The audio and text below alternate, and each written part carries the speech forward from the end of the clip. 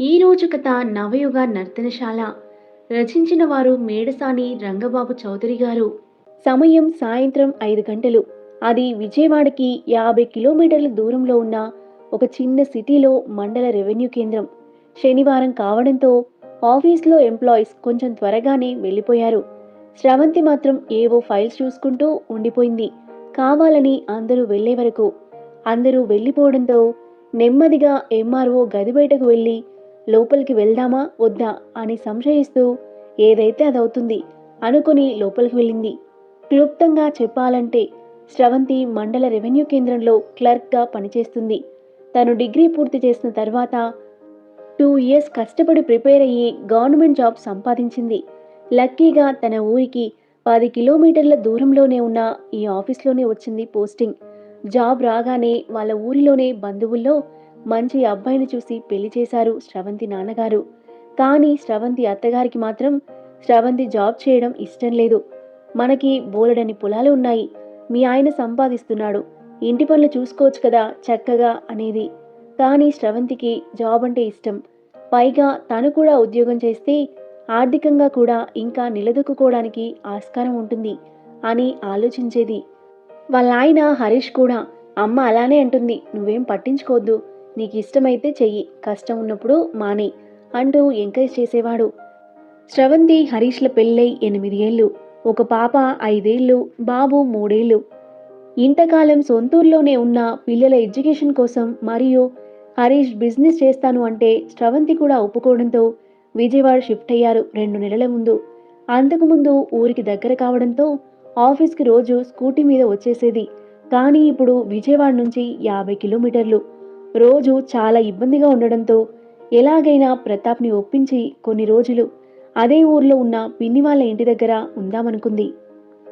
ఒకరోజు బెడ్రూమ్లో ఏకాంతంగా ఉన్న సమయంలో, ఏమండి, రోజు 50 కిలోమీటర్లు వెళ్ళడం, 50 కిలోమీటర్లు రావడం, టోటల్ 100 కిలోమీటర్లు, బాగా అలసిపోతున్నా.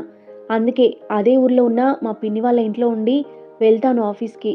త్వరలోనే విజయవాడ దగ్గరలోకి ట్రాన్స్ఫర్ చేయించుకుంటాను ప్లీజ్ అంటూ భర్త బుగ్గల్ని గిల్లుతూ బ్రతిమాలడంతో హరీష్ కూడా ఇష్టం లేకపోయినా స్రవంతి ఇబ్బంది పడుతుంది అని త్వరగా ట్రాన్స్ఫర్ చేయించుకోవాలి, ఇంత అందాన్ని వదిలి ఉండాలంటే కష్టం రోజు అంటూ స్రవంతిని మీదకి లాక్కున్నాడు.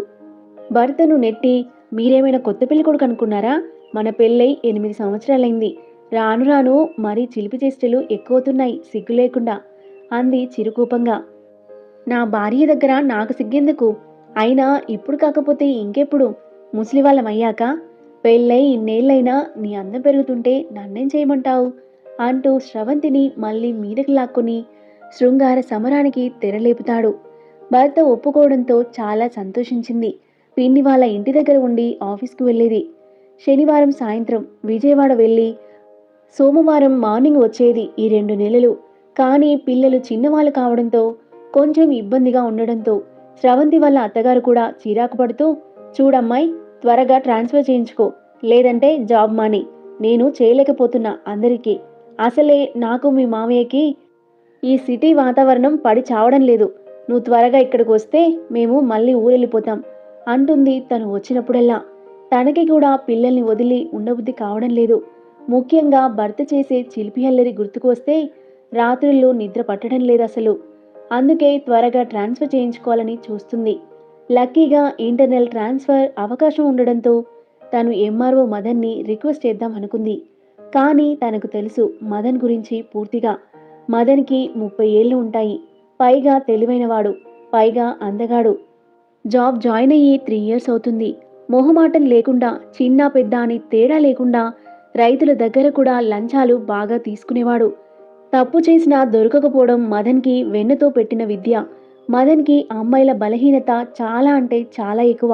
తన అధికారాన్ని, అందాన్ని అడ్డుపెట్టుకొని ఎంతోమంది అమ్మాయిల అవసరాలని ఆసరాగా చేసుకుని లోబర్చుకునేవాడు. ఈ 3 ఇయర్స్ బాగా దగ్గర నుంచి చూసిన స్రవంతికి చాలాసార్లు మదన్ తన వైపు తినేసేలా చూడడం, తనని ఇంప్రెస్ చేయడానికి ప్రయత్నించడం అన్నీ గమనించేది. కానీ తన జాగ్రత్తలో తను ఉండేది. ట్రాన్స్ఫర్ విషయం గురించి అడగగానే మదన్ మాటల్లో చాలా మార్పు కనిపించింది. ఏదో అవకాశం వచ్చిన వాడిలా సంబరపడ్డాడు. అందుకే తను 2 సార్లు అడిగాక నిన్న సాయంత్రం మదన్, రేపు ఈవినింగ్ మాట్లాడుకుందాం శ్రవంతి గారు, కొంచెం ఫ్రీగా ఉంటుంది, ఎవరూ ఉండరు కదా అన్నాడు. అందుకే శ్రవంతి కొంచెం ఆలోచిస్తూ వచ్చింది మదన్ దగ్గరికి. లోపల ఏదో వర్క్లో ఉన్నట్టు నటిస్తూ శ్రవంతి రాక కోసం ఆతృతగా ఎదురు చూస్తూ ఉన్న ఎంఆర్ఓ మదన్ శ్రవంతి రావడంతో తల పైకెత్తి చూసి, రండి శ్రవంతి గారు కూర్చోండి అని శ్రవంతి కూర్చున్నాక, ఏదో మాట్లాడాలి అన్నారు, ఎవరూ లేనప్పుడు అయితే కొంచెం ఏకాంతంగా ఏదైనా చేసుకోవచ్చు కదా అంటే శ్రవంతి ముఖం పైకెత్తి చివాల్ను చూసేసరికి, సారీ, ఏదైనా మాట్లాడుకోవచ్చు కదా, అందుకే ఈవినింగ్ మాట్లాడుకుందాం అన్నాను, ఇప్పుడు చెప్పండి అన్నాడు ఏం తెలియనట్టుగా మాట మార్చేసి శ్రవంతి వంక ఆశగా చూస్తూ. మదన్ మాటలకి కోపం వచ్చినా తమాయించుకొని, సార్ మీకు ఆల్రెడీ నిన్న కూడా చెప్పాను కదా, మళ్ళీ తెలియనట్టు అడుగుతున్నారు, నా ట్రాన్స్ఫర్ గురించి మీరు హెల్ప్ చేయాలి కొంచెం అంది శ్రవంతి రిక్వెస్ట్గా. మదన్, ట్రాన్స్ఫర్ అంటే కష్టం శ్రవంతి గారు, ఇప్పటికే పై ఆఫీసర్ దగ్గర చాలామంది రికమెండేషన్ చేస్తున్నారు అన్నాడు శ్రవంతి ఆశల మీద నీళ్లు చల్లుతూ. శ్రవంతి, ప్లీజ్ సార్ అలా అనకండి, మీరు తలుచుకుంటే అయిపోతుంది, పిల్లలకి దూరంగా ఉండడానికి ఇబ్బందిగా ఉంది, అందుకే ఇంత రిక్వెస్ట్ చేస్తున్నా అంది నెమ్మదిగా రిక్వెస్ట్ చేస్తూ. మదన్, కోర్స్ నేను గట్టిగా ప్రయత్నిస్తే అయిపోతుంది, కానీ మీలాంటి మంచి ఎంప్లాయీస్ వదులుకోవడం నాకు ఇష్టం లేదు, పైగా పై ఆఫీసర్కి నేను ఇవ్వాల్సింది ఇచ్చుకోవాలి అన్నాడు. శ్రవంతి, పర్లేదు సార్, ఎంత అవుతుందో చెప్పండి నేను ఇస్తాను అంది. మదన్, మనీ అయితే నేను చూసుకుంటాను, కానీ మాకు కొన్ని కాంప్లికేషన్స్ ఉంటాయి, పై ఆఫీసర్ దగ్గర మళ్ళీ కొంచెం రిస్క్ తీసుకోవాలి నేను మీ గురించి అన్నాడు శ్రవంతి వంక ఓరగా చూస్తూ. తనకి తెలుసు శ్రవంతి ఈ ట్రాన్స్ఫర్ కోసం ఎంత ఆశగా ఎదురు చూస్తుంది అని, అందుకే తనని లోబర్చుకోవడానికి ట్రై చేస్తున్నాడు.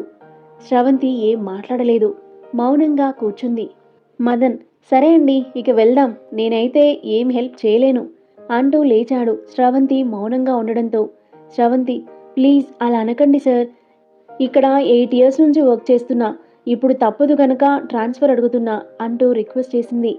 అలా రిక్వెస్ట్ చేయడం తనకి అస్సలు నచ్చలేదు, కానీ ఇంకో దారి కనిపించడం లేదు. నాకు తెలుసు మీకు ఇది ఎంత ఇంపార్టెన్స్ అనేది, ఇంత రిక్వెస్ట్ చేస్తున్నారు కనుక ఒప్పుకుంటున్నా, కానీ మీరు నాకు తిరిగి మరిచిపోలేని బహుమతి ఇవ్వాలి అన్నాడు కొంటెగా చూస్తూ. శ్రవంతి, నేనేమివ్వగలను అంది, కానీ మదన్ దుర్బుద్ధి తనకి అర్థమైంది. మదన్, మీతో వచ్చిన చిక్కే ఇది, నాకేం కావాలో మీకు తెలుసు, కానీ తెలియనట్టు అడుగుతారు అన్నాడు చిరాకుగా. శ్రవంతికి ఏం మాట్లాడాలో అర్థం కావడం లేదు. మదన్ గురించి పూర్తిగా తెలిసి కూడా రావడం నాదే బుద్ధి తక్కువ అనుకుంది మనసులో, కానీ ఏం చేయాలో అర్థం కాక ఆఖరి ప్రయత్నంగా, ప్లీజ్ అలా అనకండి, కావాలంటే 4 మంత్స్ శాలరీ మీకు ఇస్తాను అంది. ఆ మాటలతో మదన్కి కోపం వచ్చింది ఒక్కసారే. అందుకే నేను కుదరదు అని చెప్పాను ముందే, మేం మాత్రం మీకు ఫేవర్ చేయాలి, మీరు మాత్రం మా అంటూ సగంలోనే ఆపేసి, మీ దగ్గర మనీ తీసుకునేంత నీచుని కాదు అన్నాడు ఏదో గొప్పవాడిలా పూసుకుడుతూ. శ్రవంతి మాత్రం మనసులో, నువ్వు అంతకంటే నీచమైనవి అడుగుతున్నావు అనుకుంది. పైకి మాత్రం ఏం మాట్లాడకుండా మౌనంగా కూర్చుంది. 10 నిమిషాలు ఇద్దరూ మాట్లాడుకోలేదు. ఇంకా మౌనంగా ఉండడం అనవసరం అనుకుని మదన్ మాట్లాడుతూ, చూడండి శ్రవంతి గారు, నాకు మీరంటే చాలా ఇష్టం, మీకు కావలసిన పని నేను చేసి పెడతాను, నాకొక్కసారి మీతో ఏకాంతంగా గడపాలని 3 ఇయర్స్ నుంచి ఆశపడుతున్నా, నా కోరికను మీరు మన్నించాలి అంటూ డైరెక్ట్గా అడగడంతో తల పైకెత్తి కోపంగా చూసింది శ్రవంతి. చెప్పు తీసుకుని కొట్టాలనంత కోపం వచ్చినా తమాయించుకుని చాలా నెమ్మదిగా, నేను మీకంటే సుమారు 2 ఇయర్స్ పెద్ద, మీరిలా మాట్లాడడం భావ్యం కాదు అంది కోపాన్ని అణుచుకుంటూ.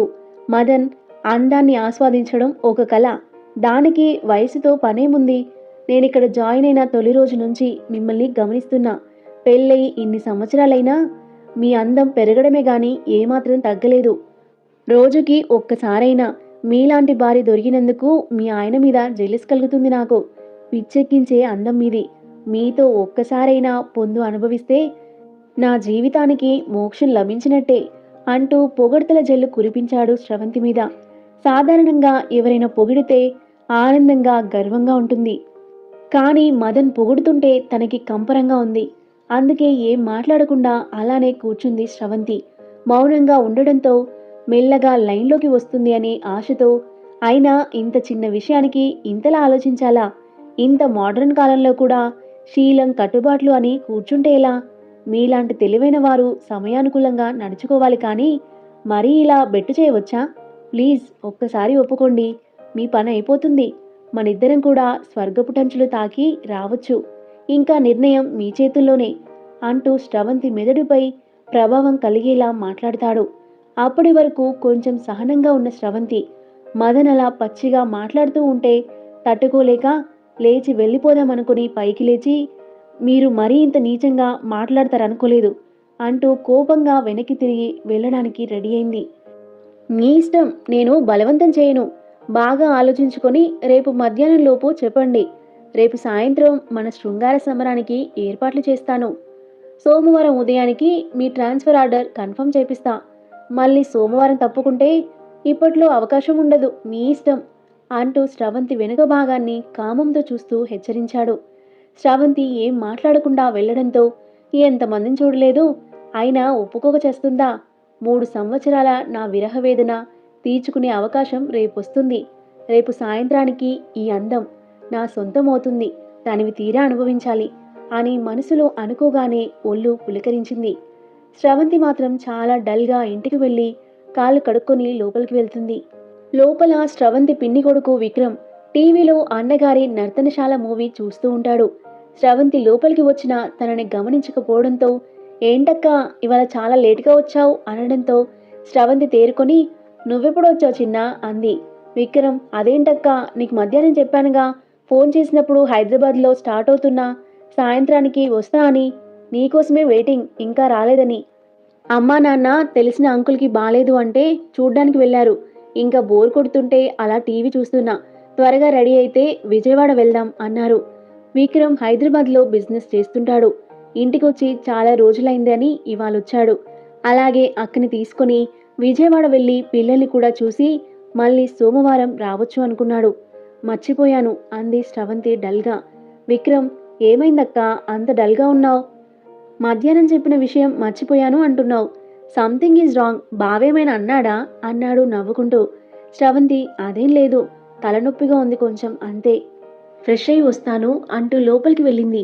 స్నానం చేస్తూ కూడా స్రవంతి మదన్ అన్న మాటలని ఆలోచిస్తుంది. అదే ఇంకొకరు ఆ మాటలు అంటే అక్కడే చెప్పు తెగేలా కుట్టేది. కానీ ఇక్కడ సిచ్యువేషన్ వేరు. ఏం చేయాలి? హరీష్కి చెబితే గొడవ చేస్తాడు. అవసరమైతే జాబ్ మానే అంటాడు. అలా అని మదన్కి ఒకసారి లొంగితే ఆలోచన రాగానే తన మీద తనకే అసహ్యం వేసింది. ఛీ, నేనేంటి ఇలా ఆలోచిస్తున్నా అనుకుంటూ గబగబా స్నానం ముగించి నైటీ వేసుకుని హాల్లోకి వచ్చింది విక్రమ్ దగ్గరికి. విక్రమ్, అదేంటక్క నైటీ వేసుకున్నావు? విజయవాడ మీ ఇంటికి ఇలానే వెళ్దామా అన్నాడు. అప్పుడు గుర్తు వచ్చింది స్రవంతికి ఇవాళ విజయవాడ వెళ్ళాలని.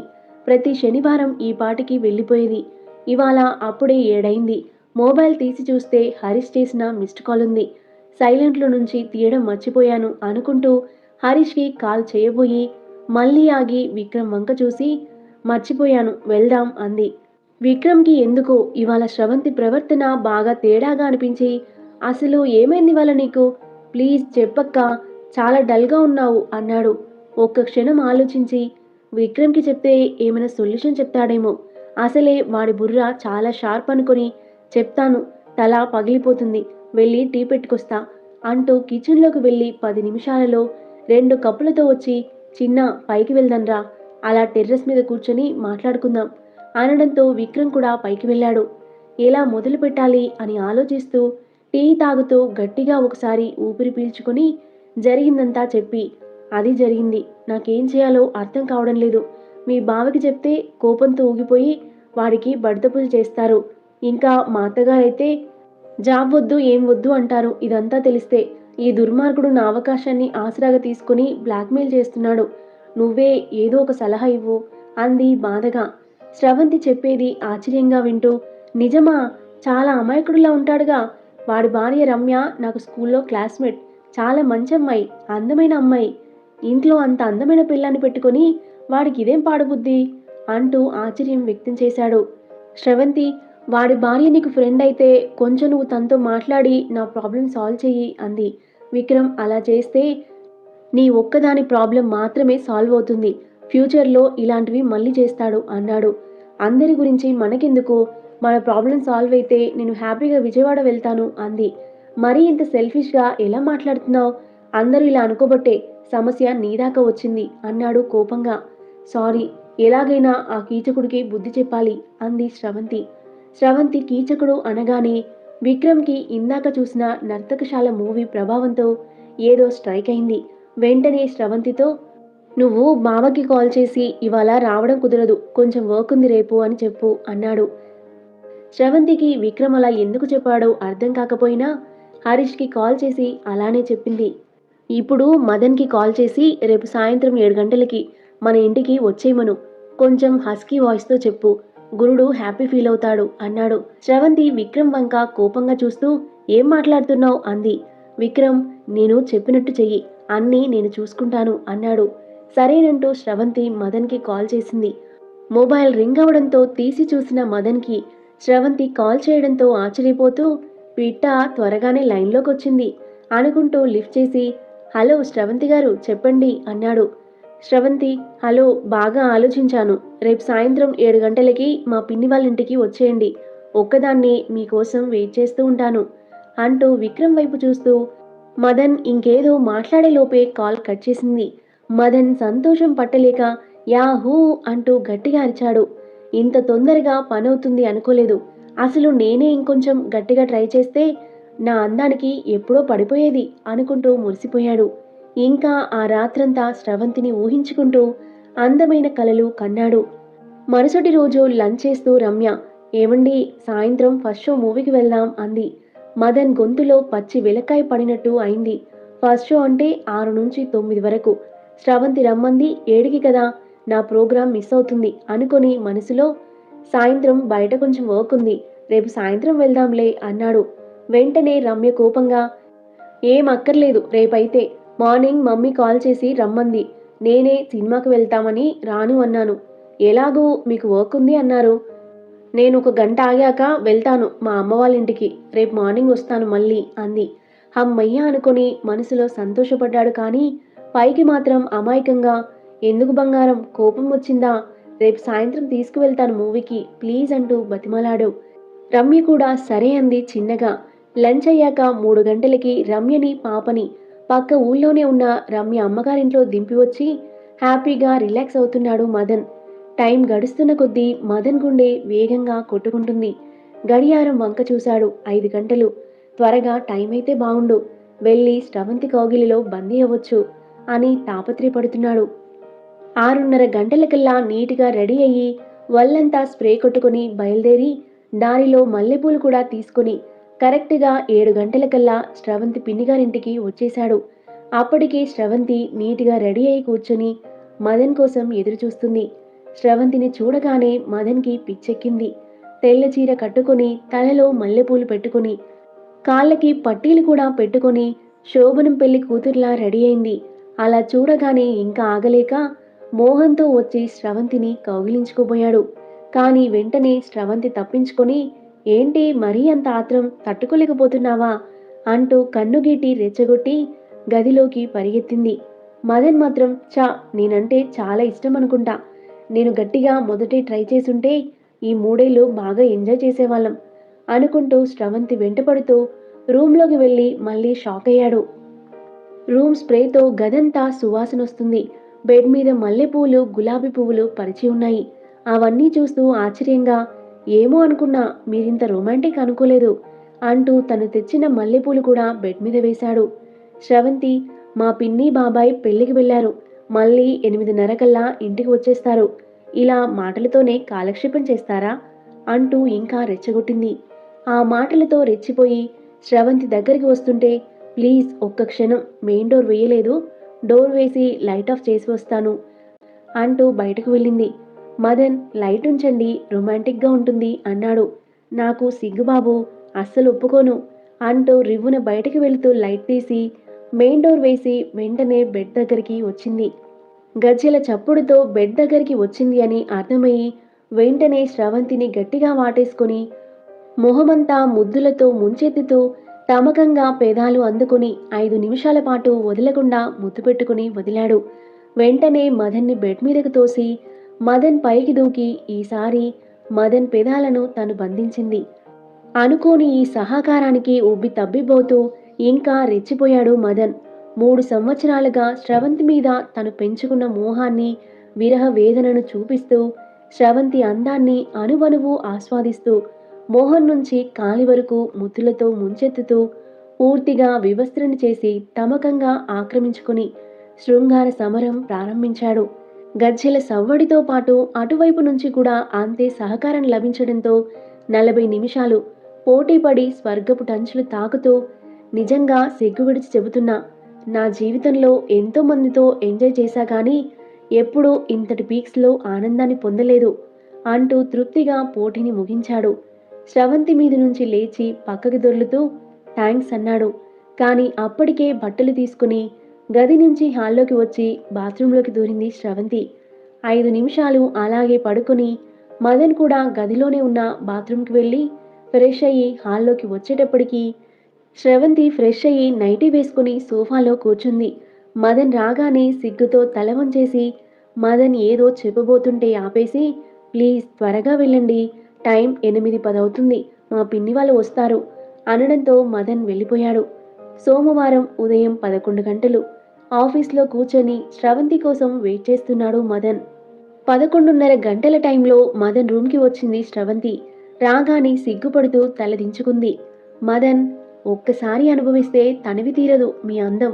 నిజంగా మీరు అంతలా సహకరిస్తారు అనుకోలేదు. జీవితంలో మీతో పొందిన మధుర క్షణాలు ఎప్పటికీ మర్చిపోలేను. మళ్ళీ కావాలనిపిస్తుంది మీతో అనుభవం. కానీ మాట ఇచ్చాను కనుక తప్పదు. మీ ట్రాన్స్ఫర్ ఆర్డర్ 3 డేస్లో అఫీషియల్గా వస్తుంది. నెక్స్ట్ సోమవారం నుంచి మీరక్కడ జాయిన్ అవ్వచ్చు అన్నాడు.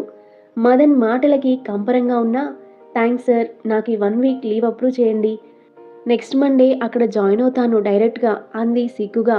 స్రవంతి సిగ్గుపడుతుంది అని గ్రహించి, ఓకే అప్రూవ్ చేస్తున్నా, మళ్ళీ లైఫ్లో ఎప్పుడైనా నేను గుర్తొస్తే కాల్ చేయండి అన్నాడు కొంటెగా. థ్యాంక్స్ అంటూ స్రవంతి బయటకు వచ్చి, అమ్మయ్యా, ముందు విక్రమ్కి థ్యాంక్స్ చెప్పాలి అనుకుంటూ ఇంటికి బయలుదేరింది. ఒక వారం గడిచాక పాపకి బాలేదని హాస్పిటల్కి వెళ్లారు మదన్, రమ్య పాపని తీసుకుని. ఇంకా చాలాసేపు పట్టేట్టు ఉందని, నాకిక్కడ స్మెల్ పడడం లేదు, నువ్వు చూపించిరా, నేను బయట కార్ దగ్గర ఉంటానని బయటకు వెళ్ళాడు మదన్. ఒక 15 నిమిషాలు గడిచాక ఎవరో అమ్మాయి బ్లూ జీన్స్ రెడ్ టీషర్ట్ వేసుకుని అల్ట్రా మోడర్న్గా ఉంది. చూడడంతోనే మదన్ మనసు లాగుతుంది. తన వైపే నడుచుకుంటూ వస్తుండడంతో హ్యాపీగా ఫీల్ అయ్యాడు. ఆ అమ్మాయి దగ్గరికి వచ్చి, హాయ్ సార్, ఎలా ఉన్నారు అంటూ పలకరించింది నీరసంగా. మదన్ ఆశ్చర్యపోతూ, నేను నీకు తెలుసా అన్నాడు. అదేంటి సార్, అప్పుడే మర్చిపోయారా? లాస్ట్ ఆదివారం నా ఒళ్ళు హూనం చేశారుగా అని కాసేపు ఆగి, సారీ, ఆ రోజు చీకట్లో కదా, మీరు నన్ను గుర్తుపట్టలేదు, అందుకే అసలు నేను అని మీకు తెలియదు కదా అంది. ఏం మాట్లాడుతున్నావు, ఎప్పుడు అన్నాడు కోపంగా మదన్. లాస్ట్ సండే సార్, మీ ఫ్రెండ్ విక్రమ్ నన్ను మీకోసం బుక్ చేశారు, మీరు ఫుల్ ఎంజాయ్ చేశారుగా అంది. ఒక్కసారే మదన్ ఒళ్ళు జల్లుమంది. ఏం మాట్లాడుతున్నావు, ఎవరు నువ్వు అన్నాడు. నేను హైటెక్ ప్రాస్టిట్యూషన్ చేస్తాను, ఆ రోజు మీకోసం 20,000 ఇచ్చి నన్ను బుక్ చేశారు అంది. మీకు తెలియదా అన్నట్టు. మదన్ భయంతో, నువ్వు అబద్ధం చెప్తున్నావు అన్నాడు.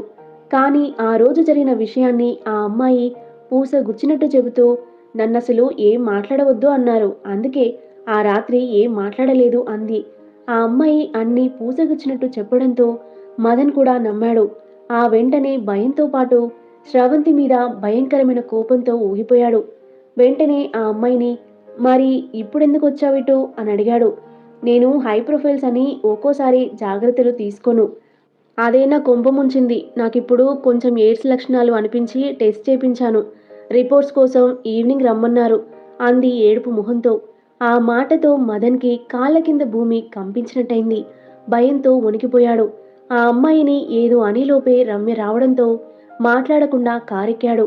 కార్ డ్రైవ్ చేస్తున్నాడు గాని తన మనసు భయంతో కంపించిపోయింది. అంత ఏసీలో కూడా చెమటలు పోస్తున్నాయి. ఇంటికి ఎలా వచ్చాడో కూడా తెలియదు. రాగానే కార్ పార్క్ చేసి రూమ్కి వెళ్ళి కూర్చొని దీర్ఘంగా ఆలోచిస్తున్నాడు.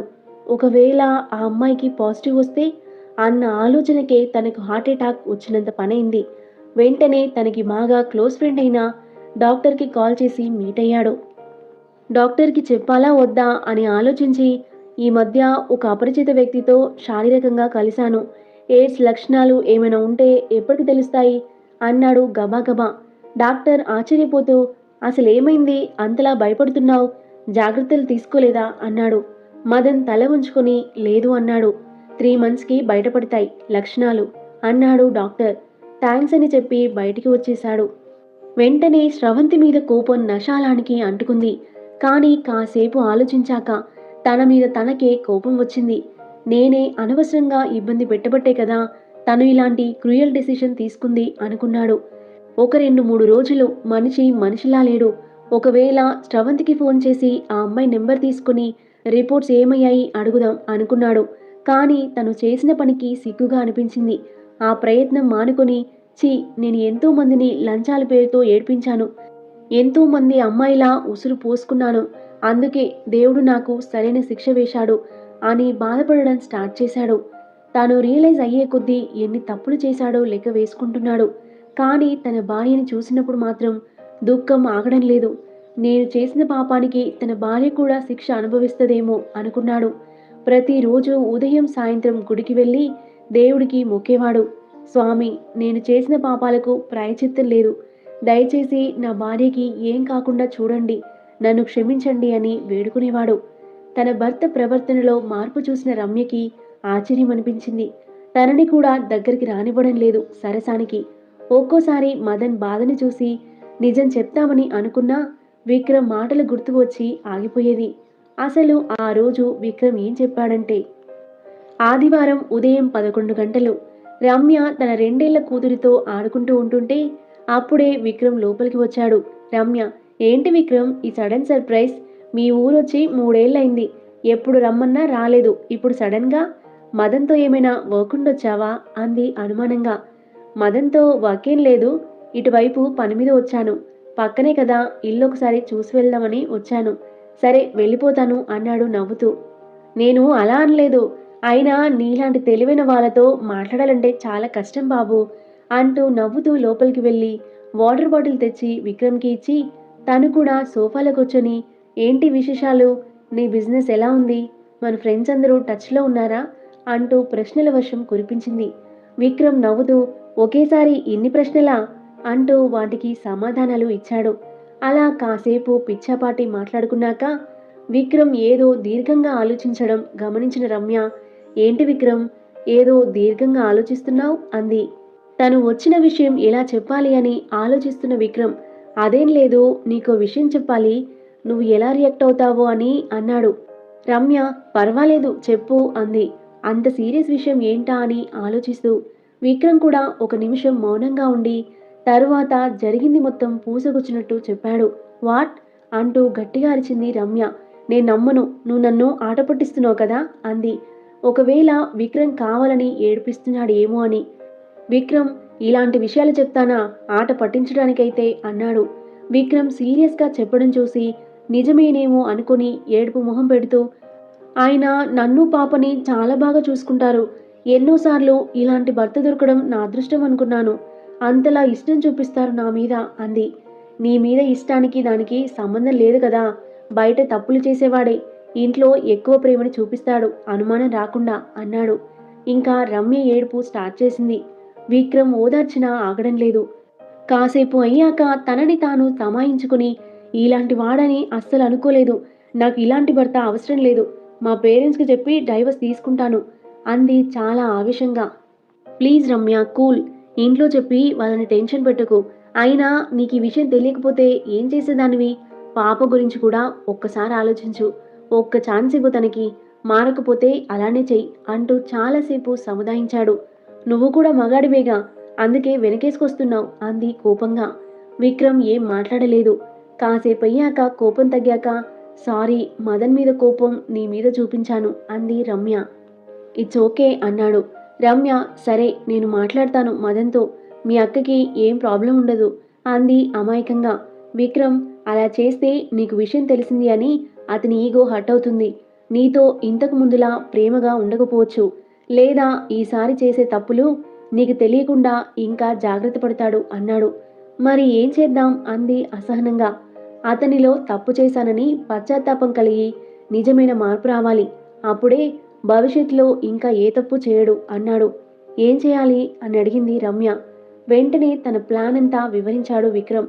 నోరెళ్ళబెట్టి ఇదంతా పక్కాగా ఇంప్లిమెంట్ చేయగలమా అని అడిగింది రమ్య. నీ పర్ఫార్మెన్స్ మీద డిపెండ్ అయి ఉంటుందింకా అన్నాడు విక్రమ్ నవ్వుతూ. సరే అంది. నేను వెళ్తానింకా, మీ ఆయన ఇంటికి వస్తాడేమో అంటూ విక్రమ్ అక్కడి నుంచి వెళ్ళిపోయాడు.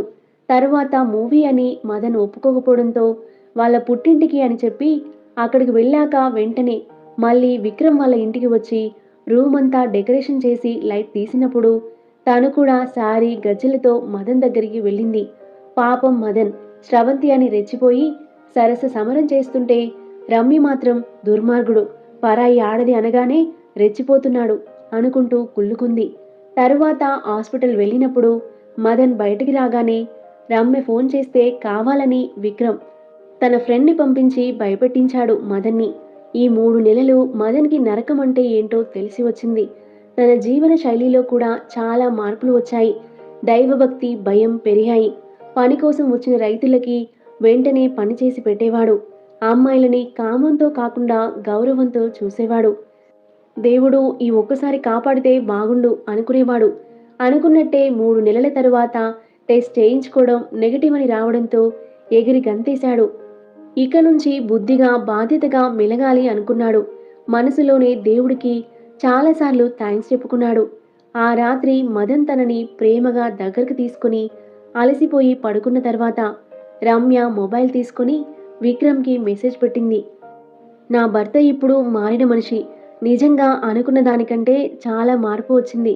ఒక ఫ్రెండ్లా నాకు సలహా ఇవ్వడమే కాక నీ నర్తనశాల నాటకంతో నా భర్తను పూర్తిగా మార్చి నాకు బహుమతిగా ఇచ్చినందుకు థ్యాంక్స్ విక్రమ్ ఫర్ ఎవర్. ఇప్పటికీ అనేక చోట్ల మదన్ లాంటి కీచకులు, స్రవంతి లాంటి బాధితులు ఉంటున్నారు. మీకు ఇలాంటి ప్రాబ్లమ్స్ వచ్చినప్పుడు భయపడకుండా విక్రమ్ లాంటి స్నేహితులు కానీ తోబుట్టుల సలహా కానీ తీసుకుని గుణపాఠం చెప్పాలి. కథ నచ్చితే లైక్ చేయండి. మరిన్ని ఇలాంటి ఇంట్రెస్టింగ్ స్టోరీస్ కోసం మన ఛానల్ని సబ్స్క్రైబ్ చేయండి.